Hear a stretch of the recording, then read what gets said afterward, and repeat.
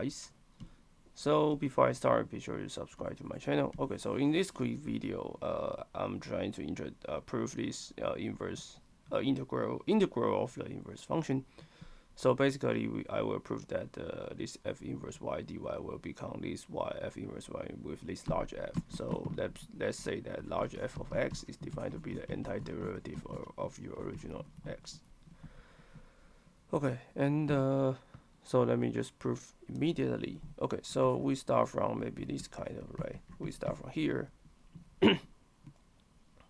Right, so this is x, right? This is the definition of the inverse function.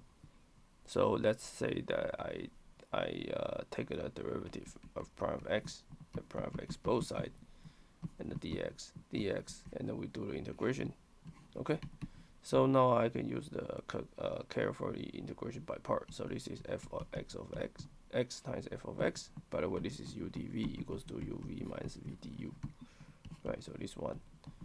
So now, sorry about it. So now v is f of x minus v, right? So right, this is the one, and what is this, right? If you see carefully, I can define y, let y be a function of x. So y prime is f prime of x dx. This is actually like dy, right?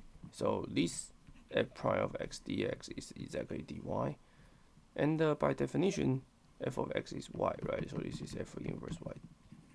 So f of inverse y dy is x, f of x minus the integration of this f of x. So now we just need to replace this x with this y, right? So x is f inverse y, and what is f of x? By definition is y, and this is the f of x dx, right? So let's say the result will be f of x by our definition, and I can write an x into I can write this x as f inverse y. So our final result will be y times function of inverse y times f inverse of y. So this is the final formula we prove. Okay, so it's very easy. So let's take three small example.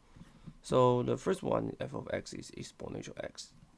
Okay, so now in this case, the large f is just the integration of exponential is another exponential, right? And f inverse y is long y. So large f inverse y will be just y, right? So we just put y here. For this one, f of x is cosine, right? So large f will be sine.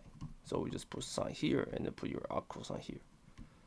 Okay, and for this one, the minus long cosine derivative will be the tangent. Okay, so we just put this function minus long cosine at this to replace this large f, so become this.